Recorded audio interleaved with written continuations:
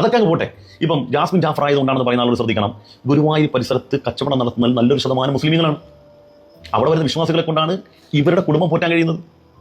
ആ കച്ചവടക്കാർക്ക് വിശ്വാസികളെ കൊണ്ടോ വിശ്വാസികൾക്ക് കച്ചവടക്കാരെ കൊണ്ടോ ഒരു പ്രശ്നമില്ല.